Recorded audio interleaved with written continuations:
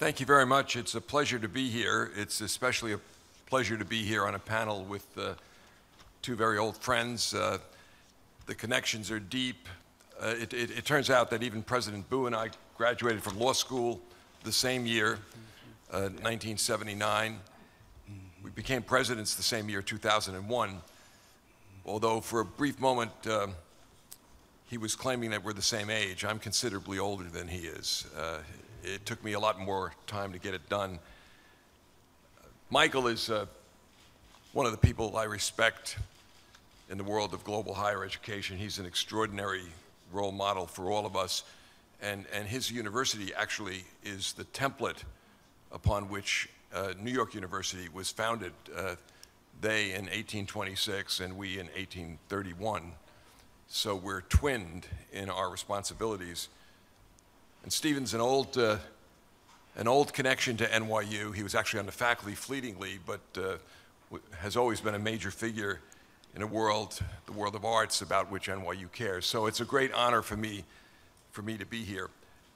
I'm going to set some general ideas for us, and then my colleagues on the panel will elaborate. Michael will do it even with a presentation, a slide pack that I'm sure he'll make available to all of us.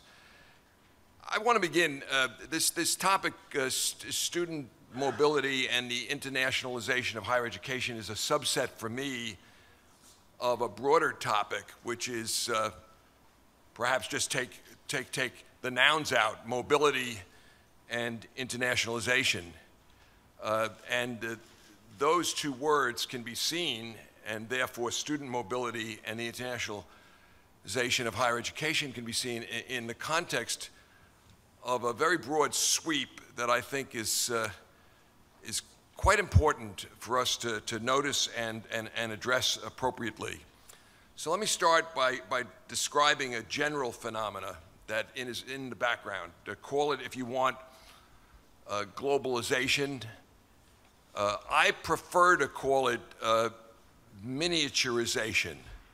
The world is becoming miniaturized, and as it becomes miniaturized, each of us is in the world of the other, consciously or unconsciously, directly or indirectly, but unavoidably.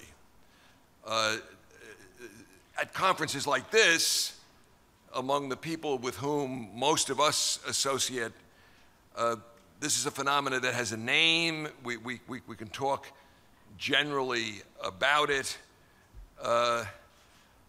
and we can have a glimmer of understanding about what's going on. But as a broad phenomena in society, it's a mystery, and people feel it. They feel the effects of it. They sometimes feel the positive effects of it when they get at the local market relatively inexpensive goods, but they also feel the negative effects of it as they see the transformations that are caused in the operation of a global economic system. It is distinctly not simply an economic phenomena. It cuts across every sector of society, and essentially it's the disappearance of boundaries. Now, universities have always operated in a boundaryless phenomena. That's always been our world, because ideas don't have boundaries. And if the universities go back, a millennium, and they always involved the itinerant scholar who moved around a system. But the reactions to this phenomena of miniaturization, borderlessness, globalization, whatever you want to call it, are quite bipolar and quite extreme.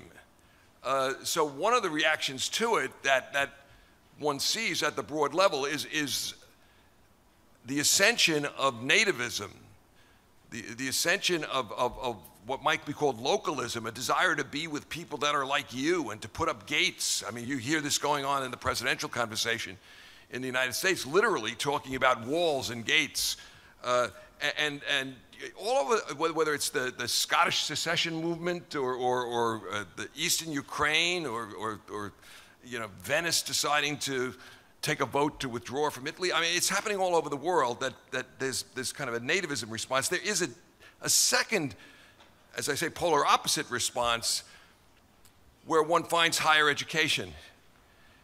And that is the world of understanding and embrace of difference and the delight that comes from encountering difference. And it's very important to understand higher education, education in general, thought in general, is on that side of the equation. But we're at an inflection moment where humankind could fragment into a clash of civilizations, and we could begin to see people different from us as terrifying, or forces like higher education can step to the fore and embrace at this large level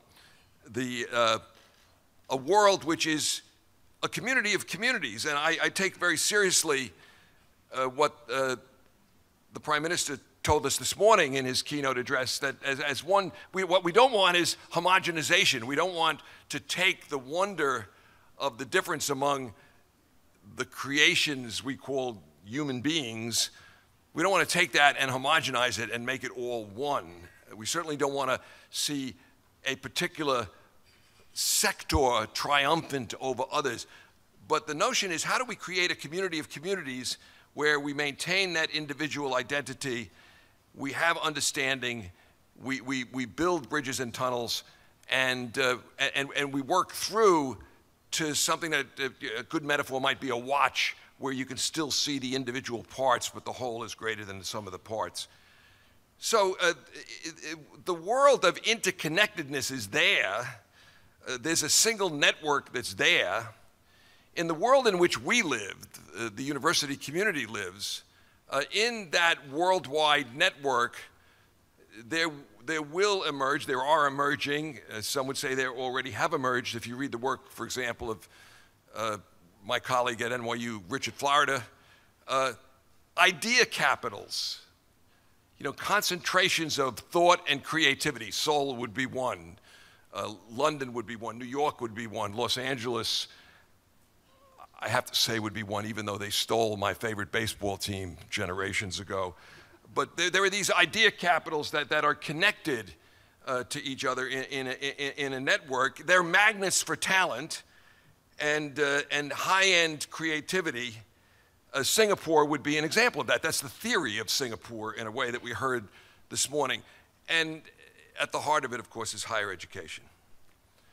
So let me turn from that now for a bit to talk about higher education as an element, I would say a core element, a key element in the evolution of this world that we see evolving before us. I think the one thing to remember this morning, and this also was touched upon by the Prime Minister, is that higher education is a symphony orchestra of offerings. The search for a single form of higher education would be a deeply erroneous and flawed search. This notion of streamlining that the Prime Minister talked about, we should understand humans come into the world with different talents. Humans come into the world with different levels of talent. And what we want to do is match individuals with education that will drive them to the highest articulation of their talent, that will cause them to fulfill themselves as best they can. And I use the symphony orchestra metaphor because, first of all, some will help produce the orchestration, but they may not be in the orchestra itself. There are some people for whom we should not propose higher education. For others, some should be in the violin section, some should be in the percussion section, some in the woodwinds and so forth and so on. The key thing is matching the individual with the place in the orchestra that he or she should be, and not to have that matching imposed upon the individual by virtue of where or to whom he or she was born. We have to begin to think as a higher education community about our obligation to find young people, and increasingly as lifelong learning becomes a theme, find people where they are in their lives and offer them the education, in this case tertiary education is what we're talking about, higher education, that is suited best to them. And that means that each element in the symphony orchestra of higher education, each part of the orchestra has to know, and this connects a bit to what Jeffrey Pfeffer was talking about in his talk, you have to know your goals and you have to be able to articulate and impose upon those who have the responsibility for being in a classroom, being in a school, being in a university. You have to say, this is your role in the orchestra. And if you're in the violin section, you shouldn't be playing brass or pounding on to make percussion. But we have to be very careful as we develop these purposes for the elements in the orchestra of higher education. We have to be very careful about oversimplifying the metrics. And I will tell you that as I move to the end, I've been 14 years at NYU, as I move to the end of my presidency, I see worrisome signs that because the simple metrics are the easiest to develop and apply, that the measurers will measure what's easy to measure, and they will fail to see that which is key to creating people who are joyful and fulfilled in their lives.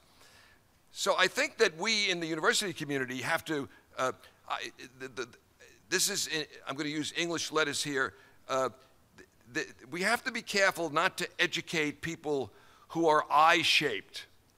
Just a single line, the letter I. So perhaps long, perhaps deep if you want to say, but very narrow in focus. One of the great things that we have to do to prepare our students and to engage in research which is adapted to the world of change is to create T-shaped people. So people that are deep, not sacrificing depth, but have a breadth of context. And that, of course, is where what our universities have done, and each of the three universities you'll hear from have done this differently. NYU has been extremely aggressive about saying one of the things that we want to teach to our students, one of the things that we see as a core in our section of the orchestra, which, let's face it, you're dealing with students that are among the most talented in the world. So if you do it in percentiles, we're dealing with the top 1%, the top 2% of students, which means we're dealing with the top 1% or 2% of faculty. And those people have to be educated to be leaders. And if they're going to be leaders in this world of globalization, they've got to know how to operate across boundaries. So we've created what we call a global network. Our university is not fixed in one place. But in 1 minute, the global network is not a branch campus system. It's not that New York is headquarters and the rest of the world's NYU manifestations are branch campuses. No. There are now 3 doorways that a student in Seoul or in Buenos Aires or in San Francisco or in Accra, 3 doorways you can enter NYU through. And each of those doorways has a full research university presence. So New York, Shanghai, and Abu Dhabi.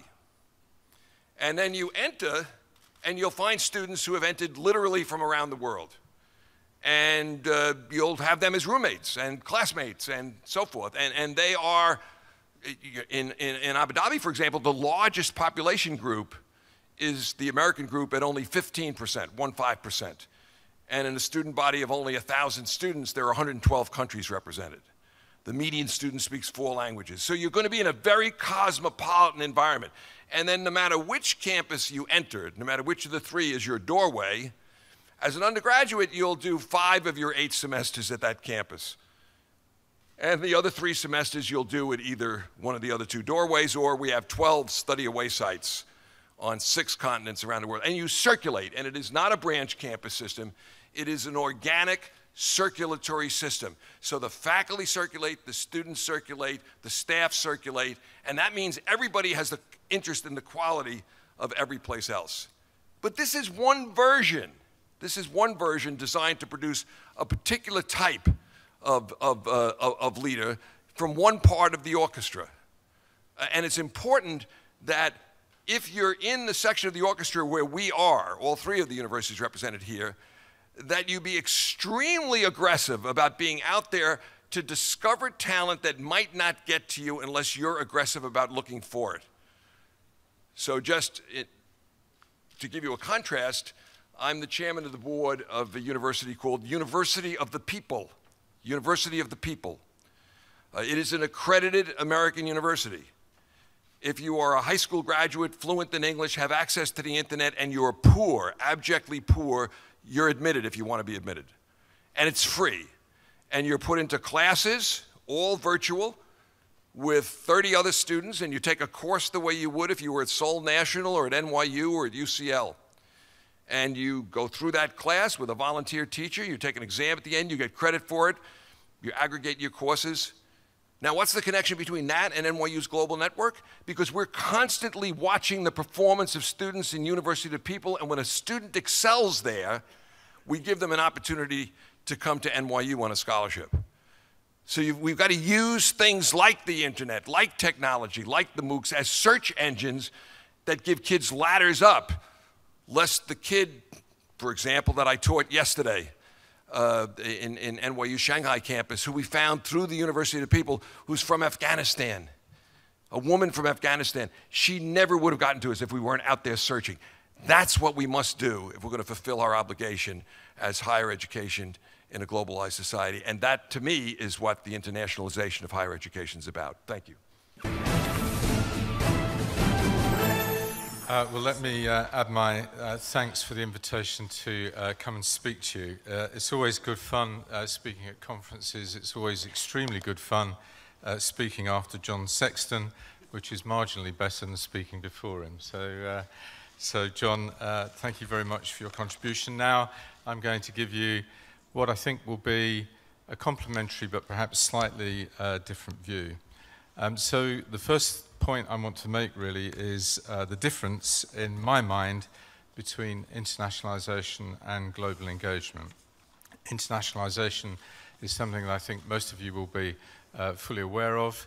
Global engagement, to me, is internationalization incorporated into everything that your university does.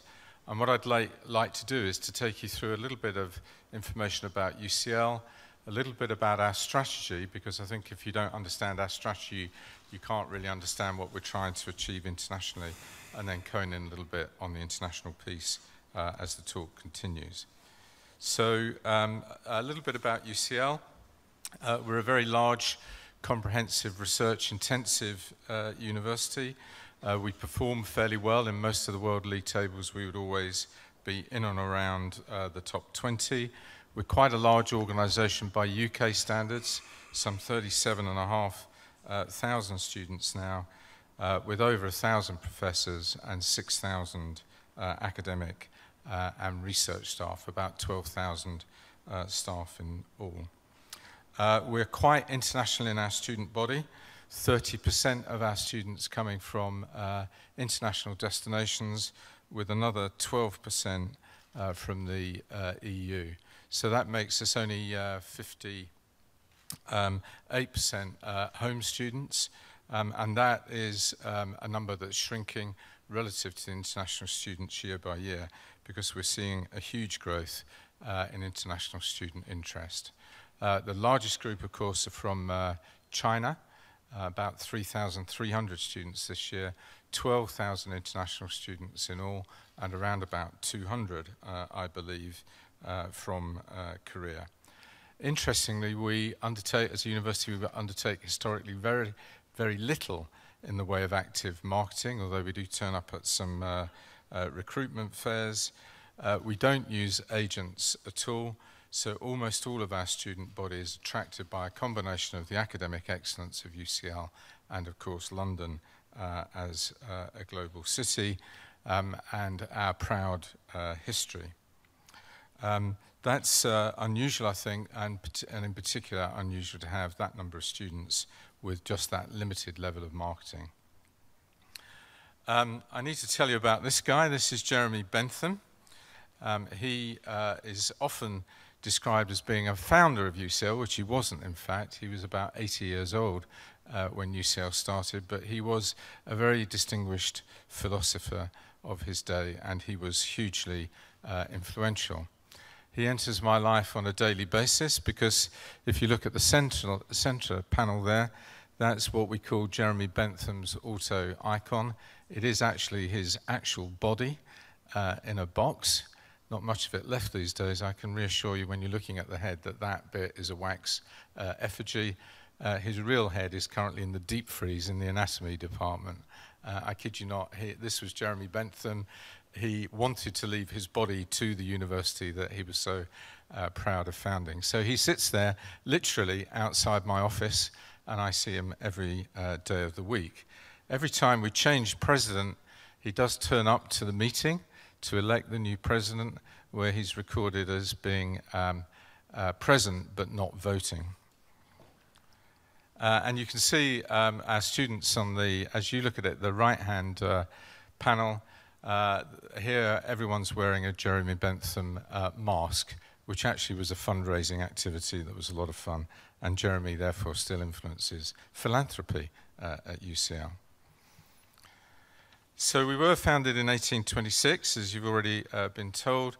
And at that stage, we were only the third university in England, not in the UK. There were some ancient universities in Scotland, of course. But at that stage, there was only Oxford and Cambridge. And in order to enter them, you had to be A, a man, and B, a practicing member of the Church of England. So UCL was set up to be the complete opposite. So it was open to all, irrespective of race, religion or social background or class. It very much had Jeremy Bentham's spirit at the start of the university. It has historically been a very rebellious, slightly anti-establishment institution, and that culture still runs through the organization today. Shortly after arriving as president, I decided that I'd better work with that grain rather than work across it. And it's crucially important to the way the place works. It's fiercely autonomous. It is the first university in the UK to admit women on the same basis as men, and that was, I think, in the 1870s. Jeremy influences the value set. You can see them here: commitment to excellence, advancement on merit, fairness and equality, diversity, etc. I won't read the entire list. It's fairly obvious that that's a very deep value set that pervades the function of the organization. And so that's the background. That's the background to UCL. And it was that we started to think about where we'd like to go as an organization as I started as president just over 2 years ago. So the first thing I wanted to do was to present you not so much with the content of this slide, except for one element, and that is that we decided that we would think very long term.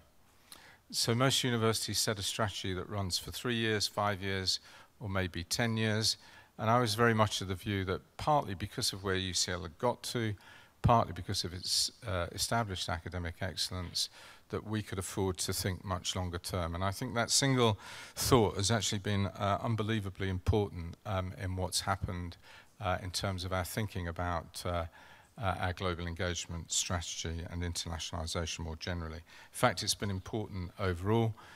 We've made some huge decisions recently that I think could only be made in the context of a 20-year time frame. So the first was to merge with another major institution, the Institute of Education, and the second major decision along those lines is to start a second campus, which will be in the East End of London in Stratford on the Olympic Park site, something that will be ready in about, well, about the same time as I retire, I think. This is our long-standing mission. We are London's global university, a diverse intellectual community engaged with the wider world and committed to changing it for the better. You recognize the utilitarian emphasis from Bentham even now. Recognized for our radical and critical thinking and its widespread influence, with an outstanding ability to integrate our education, research, innovation and enterprise for the long-term benefit of humanity. We have 6 themes, and the point of showing you these 6 themes is to show you just how frequently the word global appears across all 6 of those themes. So academic leadership grounded in intellectual excellence, fairly obvious. A global leader in the integration of research and education, I'll come back to that shortly. Somebody criticized the use of the word inspirational earlier today. I disagree with that. I think it's really important that we try to give our students an inspirational student experience when they're with us. We think that we're addressing global challenges. We do that through a combination of disciplinary excellence, but also quite a distinctive emphasis on cross-disciplinary approaches to our research and education. London's Global University, we're thinking a lot about our position and our interaction with our great capital city. And then the slightly more conventional, what are we doing out and around the world? Well, what we think we would like to do is to deliver global impact through a network of innovative international activities, collaborations and partnerships. Thinking of the themes of this slide, of course, to run a university you need good systems in place. You obviously need facilities for students. You need to finance everything appropriately. You certainly need IT systems that function better than the ones we've got at the moment. There are always in central London huge issues surrounding the estates, but above all, and particularly for this conference, truly valuing equality and diversity and doing a lot to change things. Now, I'd be the first to admit that UCL, like many other universities, has a very long way to go, but we absolutely have equality and diversity as a very key factor. In fact, all of my deans have specific targets that they're endeavouring to reach by year end in terms of improving our profile in equality and diversity. And I make no excuse for this. We are doing that simply because we think it will give us a huge competitive advantage. If the best people from other races and the best women in the UK and around the world spot what we're doing and come to us because of it, then I think that's exactly what we're trying to achieve and why we're giving it such an emphasis. Now, I want to talk a little bit about our students and how we prepare them for the fast globalizing world. And I think the bottom line is that there is no simple, easy formula. One thing that everyone has talked about at this conference is just how fast the world is changing, about the level of uncertainty that there is in the world that each of our students will face, just how frequently, of course, they are likely to change their careers throughout their working lifetime as well. So my view is that we've got to produce students who are critical and independent thinkers who can understand that complexity and shape themselves to cope with it. And the way in which we do this, which has been very much a lifelong theme for me, is to bring our students to the research process. Research and education belong together. In academia, they tend to be pulled apart by external assessment processes. It's our job as academics to bring them close together.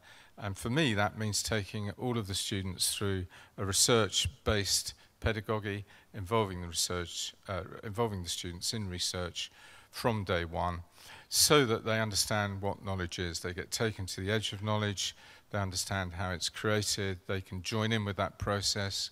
It's hugely enjoyable. That's why most of us became academics in the first place. Why not let the students have that fun? Let them learn through that process about uncertainty. Let them become more confident in dealing with that uncertainty. And out of the far end, I think, comes the creative, critical, independent thinker, the problem solver. People usually in research these days have to participate in teamwork, good communication, and they ultimately, through that process, I think, become highly employable leaders of the future and capable themselves of delivering global impact. Now I'm going to take you now into international issues in a bit more detail as it relates to this strategy. And the first thing I want to do is to acknowledge this individual. It turns out that she's a Leeds graduate, and that's how I originally met her. She is a distinguished senior diplomat, or was a distinguished senior diplomat in Foreign and Commonwealth Office, and she was High Commissioner to South Africa, and I persuaded Nicola to enter a process to become our Vice Provost International. And this was a very deliberate move on my part. I really did feel that if we were going to run a different type of internationalization process and strategy, that we really did need someone who was an international specialist first, who could learn about academia, as opposed to the more common model of someone who's an academic who takes up this role and then who learns about international issues. So Nicola joined us around about 18 months ago. And the second point I want to make is that it's crucially important that if you're going to do something different internationally, that you absolutely bring the academic community with you. So as opposed to this being top-down, this is the complete opposite. We had a rough idea of what we wanted to achieve, and what we did was really a very, very exhaustive university-wide consultation process with all of our staff, not just academic staff, professional services staff too, and the entire student body, or at least representatives from the student body. So that process of bottom-up and consultation, I think, was crucially important in where we landed. We did ask all of those people to consider all of the elements of internationalization. So international staff, we run at around about 40%, over 100 countries. International students, I've already given you those figures. International mobility, were enough of our students going out around the world and our staff. The international content of all of our curricula. I discovered the other day that we currently run 999 different programs. A nightmare, slightly different to the 6 that I heard about from Melbourne the other day. We run a global citizenship program. I'll come back to that shortly. We were looking at the international quality of our education, the platform of provision, whether or not we were interested in overseas campuses.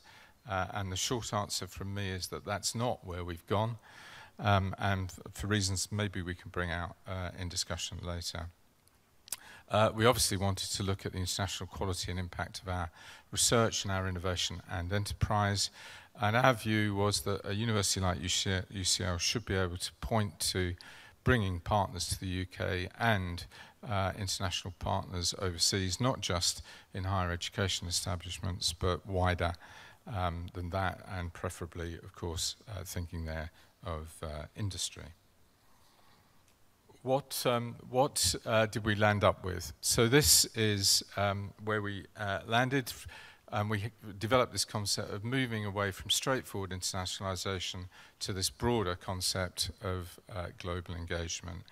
And to summarize it in just 3 sentences, for us that meant focusing on the impact of what we were doing internationally, making a difference, being of benefit to humankind, and not being too hung up on the size of our footprint overseas.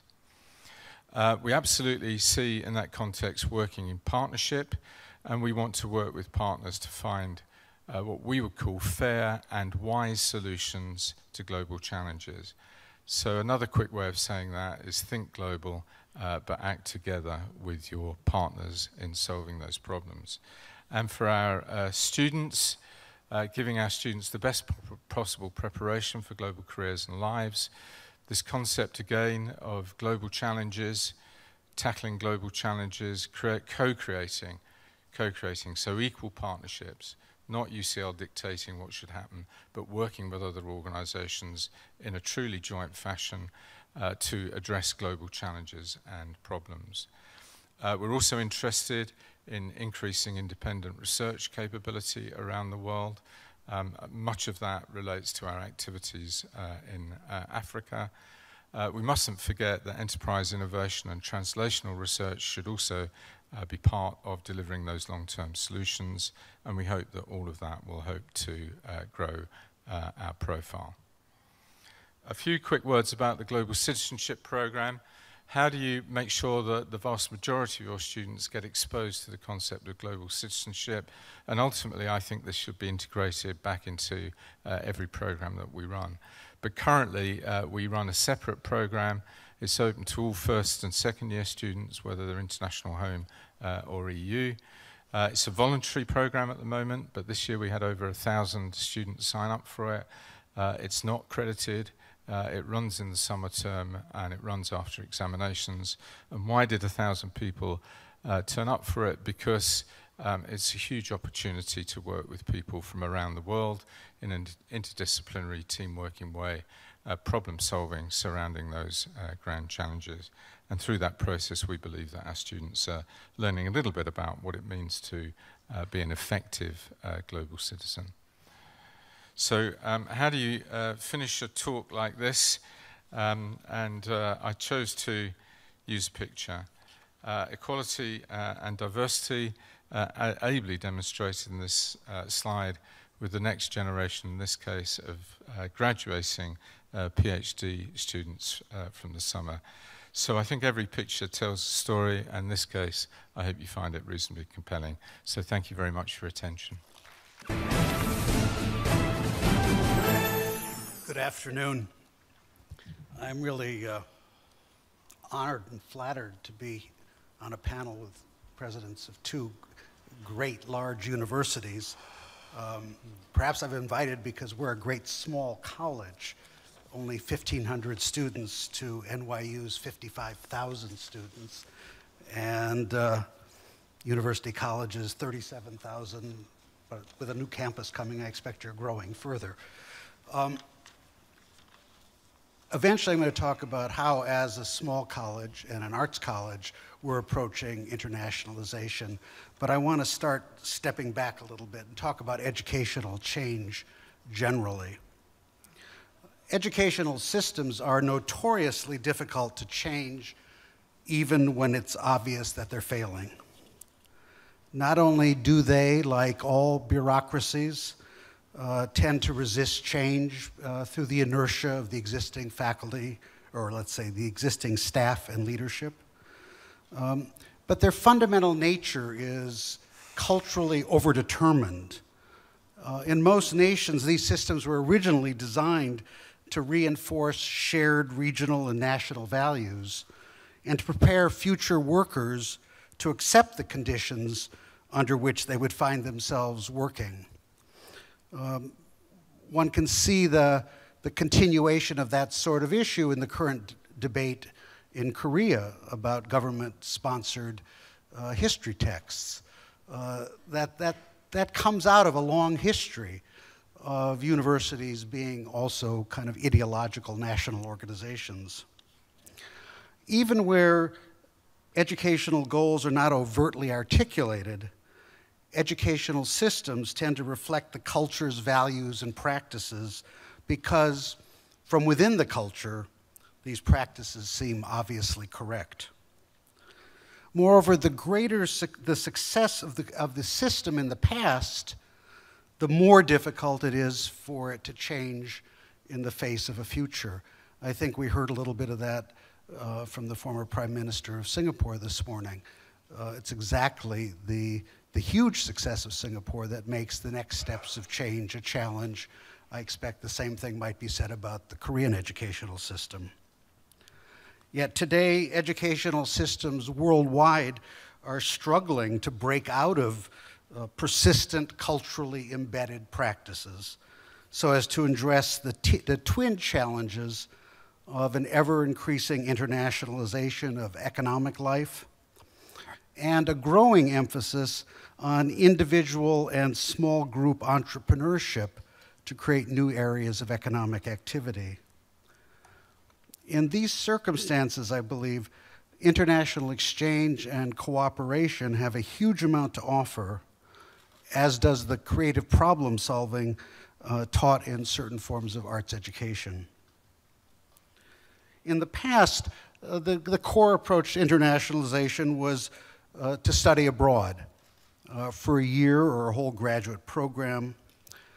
This had the advantage in that the educational system of the student's home country didn't have to change, nor did the educational system of the country in which the student was studying.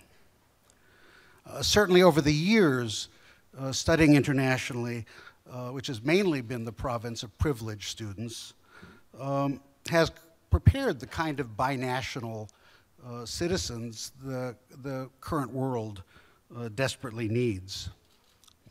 In recent years, business schools especially, recognizing the different financial and legal practices of different countries, have tended to develop semesters in other countries and use that as very close to the core of the education they offer. In fact, it's hard now to find a business school that does not have some international dimension built in. More recently still, we've seen in highly centrally controlled economies in such countries as China, Singapore, and the Arab Emirates, the aggressive internationalization of economic life by subsidizing universities from other countries to set up shop in their territories. Most often this has been framed as a way to gain expertise in a particular area of study, and most often safeguards are put in place to avoid the imposition of foreign cultural practices and expectations.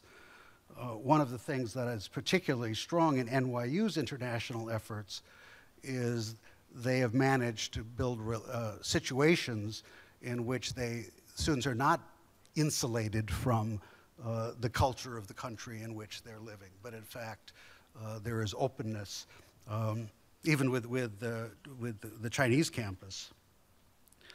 The California Institute of the Arts, where I have served as president for a very long time, is a recognized leader in the progressive education of actors, animators, dancers, filmmakers, graphic designers, musicians, composers, basically all the arts.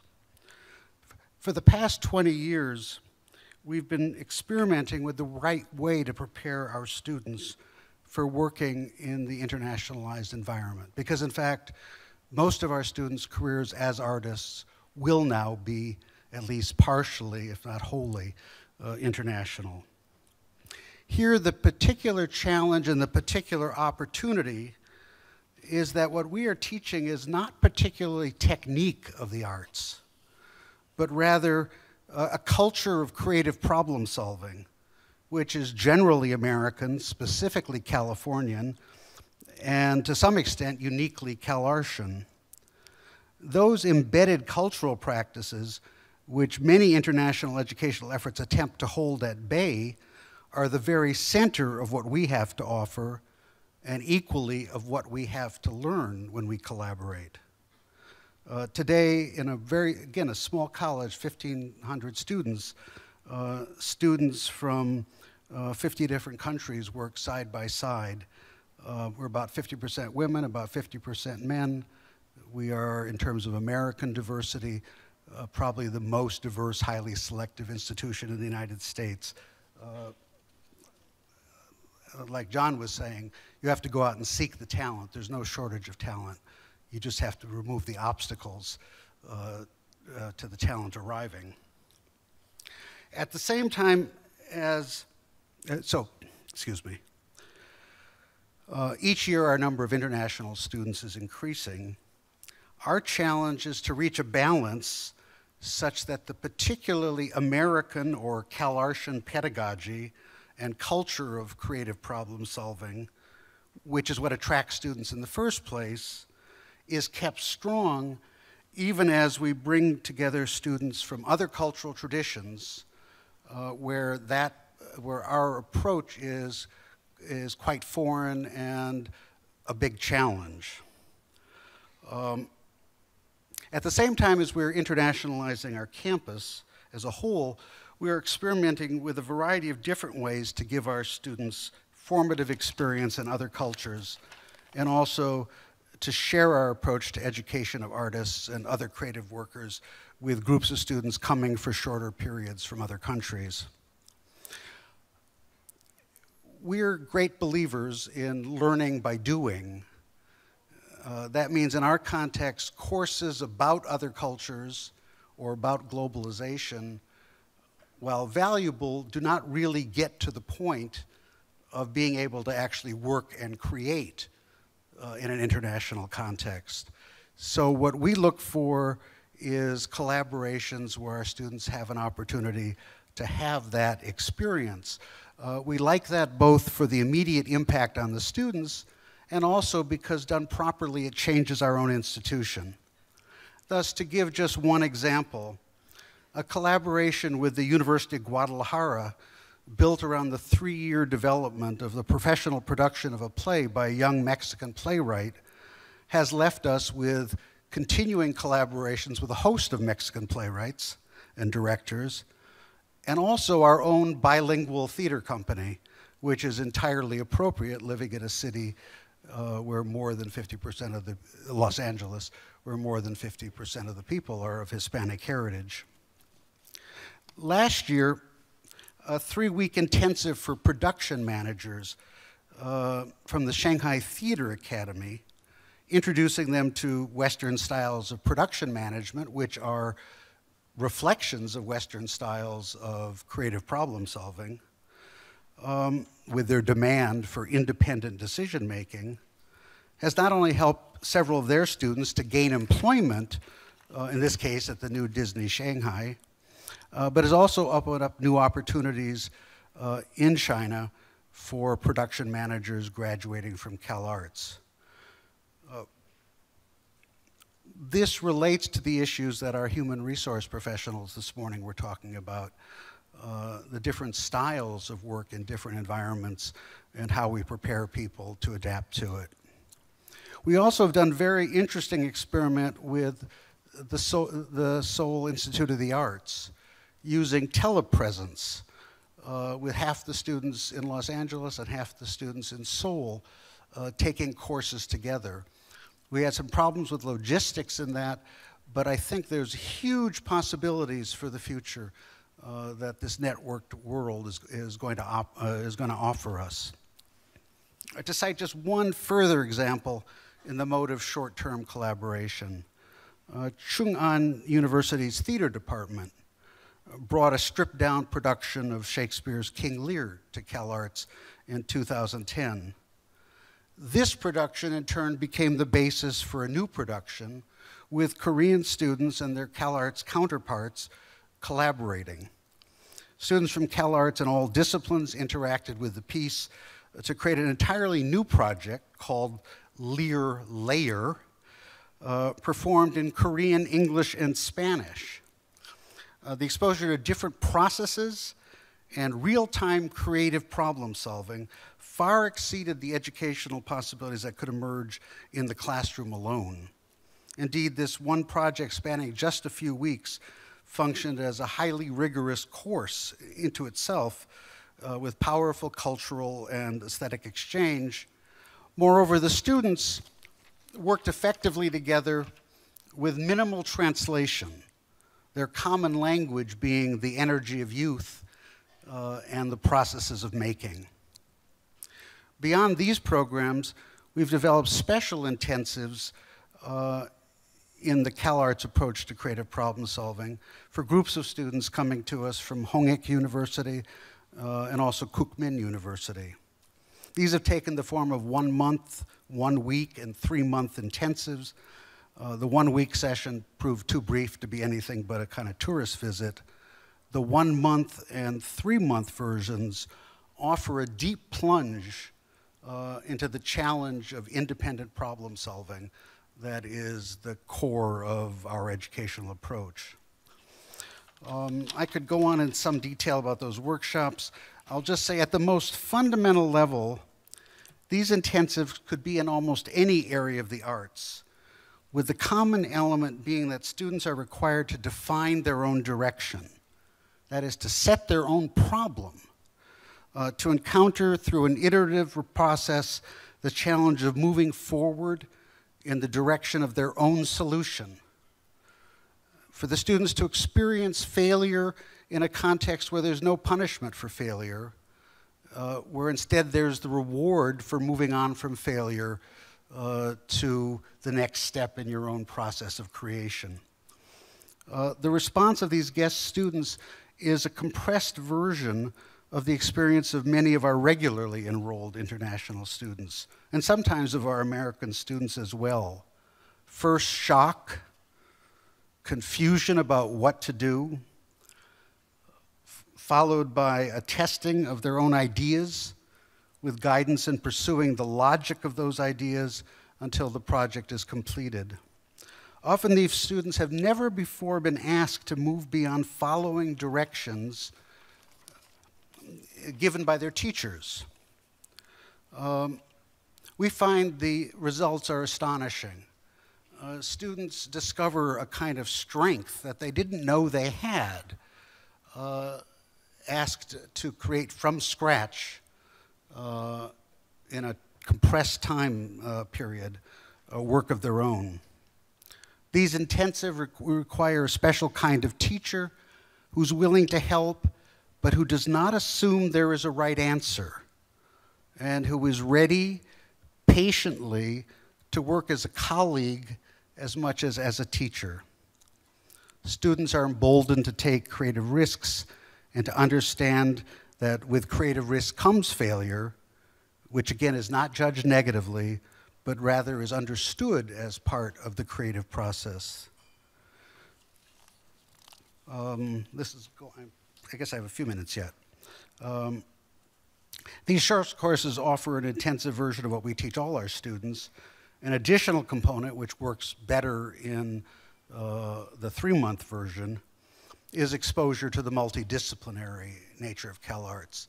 The fundamental premise of CalArts was that in the modern world, all the arts are borrowing from one another, that most creation will involve multiple areas of the arts, and that teaching students in a narrow silos, and I think that metaphor has been brought up before, the narrow silos is not the way to give them the possibilities of interesting creative lives.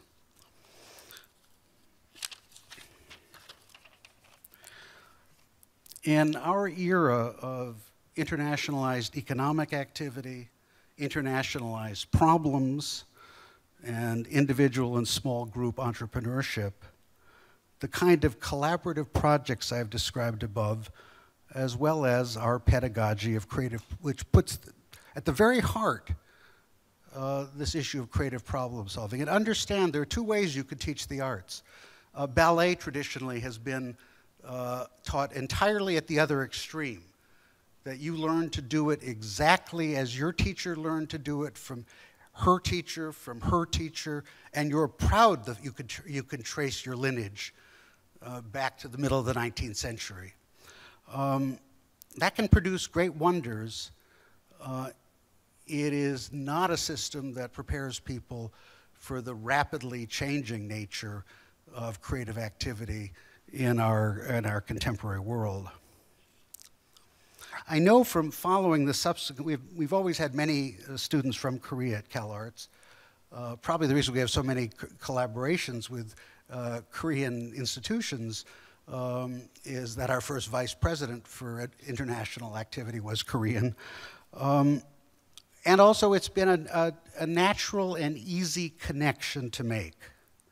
I know from following the subsequent careers of our international graduates, particularly those from Korea, that this education produces creative leaders. CalArts alumni, Korean CalArts alumni, are found leading departments in universities all over Korea at this point, in the arts, as well as prominent in the television and film industries and in the design field. Some might worry that such creative leaders will become destructively disruptive. I have to say the evidence is that that's not the case. That the strong sort of cultural disciplines taught growing up in Korea, the learning to function in a largely hierarchical societal order while growing up, persists, but it can be combined with this greater access to persons' individual creativity and creative problem solving. It strikes me that much of the challenge of education everywhere in the world now is to make that happen. But I think it might particularly apply from what people have told me about the Korean educational system. Finally, I'd just say that it's my conviction that a focus on creative problem solving in the arts would have much to offer students from almost any discipline, including entirely non-arts disciplines. In fact, it's my hope that one of the universities with whom we are collaborating will in time want to test that premise by sending us business students or sending us science students to participate in intensives that are focused on, again, individual self-direction and creative problem solving. I think with such collaboration between different educational systems, and I offer the one I have experience with, but obviously all over the world, the versions of this are possible. I think we have the possibility of opening up whole new doors to a better future for all of us.